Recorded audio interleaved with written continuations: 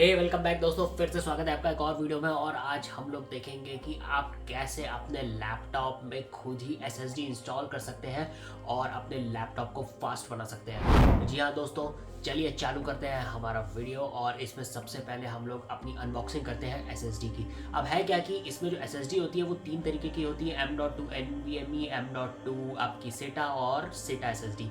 अब है क्या कि यहाँ पे आपको सबसे पहले पोर्ट चेक करना पड़ता है कि आपके लैपटॉप में कौन सा पोर्ट है। पोर्ट चेक करने के लिए आपको क्या करना पड़ेगा, लैपटॉप को खोलना पड़ेगा और उसका मदरबोर्ड देखना पड़ेगा, क्योंकि आपका जो एसएसडी होती है उसका पोर्ट आपको मदरबोर्ड पे ही देखने के लिए मिलता है। तो घर में ये करना काफ़ी ज़्यादा रिस्की हो सकता है, तो अपने घर का किसी खाली कुंडा पकड़ लें और पेचकस से अपने सारे पेज खोलें और धीरे से मदरबोर्ड निकाल के इसमें चेक करें कि कौन सा पोर्ट दिया गया है। अब जैसे मेरा जो लैपटॉप है उसमें मेरे को दिया गया था M.2 NVMe पोर्ट, और यही एसएसडी सबसे ज़्यादा फास्ट होती है, तो सबसे ज़्यादा प्रेफरेंस इसी को मिलनी चाहिए। तो इसलिए मैंने इसमें मंगाई थी आपकी M.2 NVMe SSD, जो कि बहुत ही ज़बरदस्त काम कर रही है। इसमें मैंने डाल चुका हूँ मैं। और अब है क्या कि जब इसकी अनबॉक्सिंग करी मैंने, तो ये देखिए यहाँ पे पूरा मैंने खोल के यहाँ पे ये SSD हम लोगों की निकाल ली। अब इसके बाद हम लोगों को इसमें कुछ नहीं करना रहता है, सीधे SSD डालनी होती है अंदर। अब ये SSD जब निकाल के हम लोगों ने सीधे इसको डाल दी, तो इसके बाद जब आप सारे स्क्रूज वगैरह टाइट कर देंगे, दोबारा इसको बूट करेंगे, तो आप देखेंगे कि ये SSD की अलग से ड्राइव बन के आ जाती है। अब है क्या कि ये अलग से जो ड्राइव बन गई है, ये आपकी अभी भी बूटेबल नहीं है। मतलब आपकी जो विंडो है वो अभी भी आपकी हार्ड डिस्क से ही बूट हो रही है। अब आपको क्या करना पड़ेगा, अगला स्टेप ये होगा कि आपको अपनी जो विंडो है वो विंडो इस SSD में ट्रांसफ़र करनी पड़ेगी। और आपकी ट्रांसफ़र करने के लिए आपको एक सॉफ्टवेयर की ज़रूरत पड़ेगी, और उस सॉफ्टवेयर के ज़रिए ही आप अपनी विंडोज़ और बूट लोडर दोनों इसमें डालना पड़ेगा, तब जाके आपकी विंडो SSD से बूट होना चालू होगी और तब आपको स्पीड का डिफरेंस पता चलेगा। तो अगर आप SSD डाल रहे हैं तो पूरा ट्राई करिए कि आप अपनी विंडोज़ SSD से ही बूट कराएं, तभी आपको वो स्पीड पता चलेगी, तभी आपको वो डिफरेंस पता चलेगा। वरना आप हार्ड डिस्क से ही अपनी विंडो बूट कराते रहेंगे तो स्पीड में आपको कोई भी अंतर नहीं देखने को मिलेगा SSD इंस्टॉल कराने के बाद ही।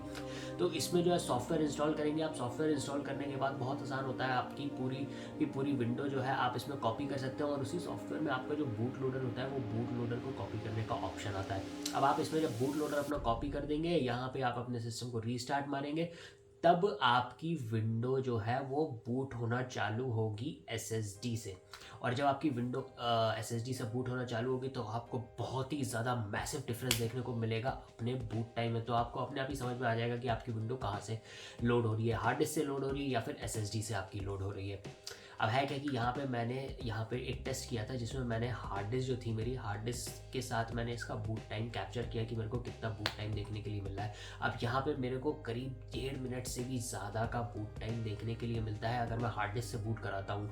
यही जब मैंने टेस्ट अपना SSD के साथ परफॉर्म किया, तो मुझे बड़े ही गज़ब के रिजल्ट्स मिले, और 20-22 सेकेंड के अंदर मेरी पूरी विंडो लोड हो गई बढ़िया तरीके से। इनफैक्ट अब आप अपने लैपटॉप को नॉर्मली भी यूज़ करें तो उसमें स्पीड में अंतर आपको देखने के लिए मिलता है। काफ़ी अच्छा, काफ़ी स्मूथ चलता है, हीट भी कम होता है और आवाज़ भी कम निकालता है। क्योंकि है क्या कि हार्ड डिस्क में आपके मूविंग पार्ट्स होते हैं, तो आपको जब रोटेट होते हैं तो आपको घुस साउंड सुनाई देने लगती है। पर आपका SSD में कोई भी मूविंग पार्ट्स नहीं होते, तो एकदम आराम से शांति से चलता है और काफ़ी बढ़िया परफॉर्मेंस देता है।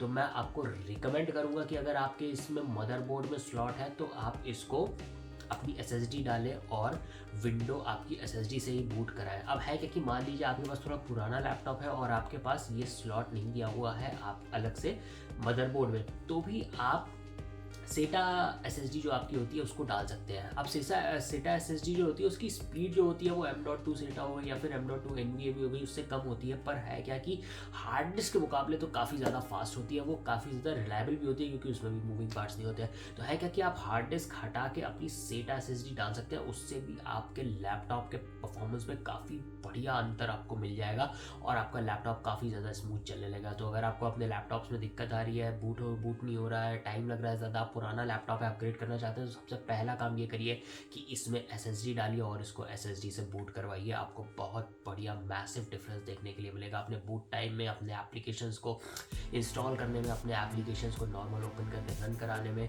तो ये एक छोटी सी टिप है जिसको आप इस्तेमाल करिए और अपने लैपटॉप में मैसिव डिफरेंस देखिए।